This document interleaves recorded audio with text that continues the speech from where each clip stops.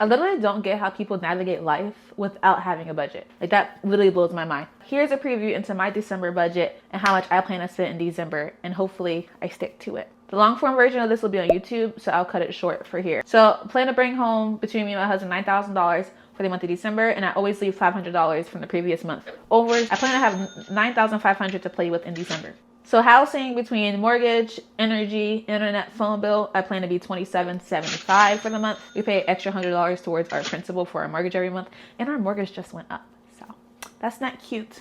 And also $100 I leave for miscellaneous, just in case we have to pick up any home repairs or anything like that. Transportation, I plan to spend $400 between both of our cars for gas. His car payment is $375. Car taxes, because we live in Connecticut, is due in December. $800, not happy about that. And then car insurance, $130, so that's a total of $1,705 towards vehicles. At this point, I don't even need a car. I don't want a car. I'll take the bus.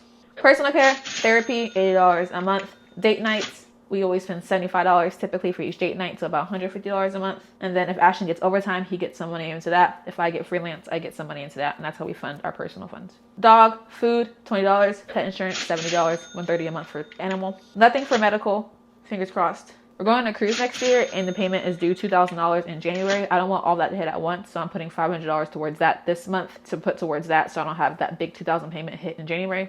Ashton student loan is $243. That's our only loan that we have. Food. So we budget $600 a month for groceries. I feel like that stresses me out.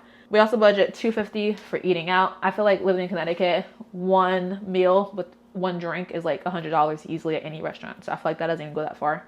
And we also give each other lunch money from the household fund, so that's $200, $100 each that goes towards our personal account that we can have lunch with. We tithe 10% of our checks, so 10% goes towards the church, and so it's $440 or so each check, $880 a month. Offering, we usually do $10 if we're in service. And then it's Christmas. We don't live near, like, our family's not really here, so we don't have like a big Christmas gathering.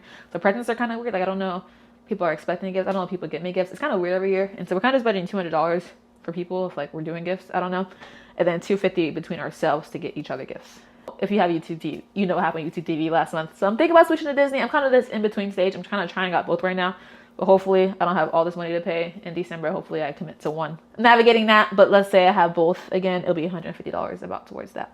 Plan to have $1,700-ish left over at the end of the month. Hope to put $1,000 in a high-yield savings account and then carry over at least $500 into January. Like I said, full version of this is in YouTube, link in my bio.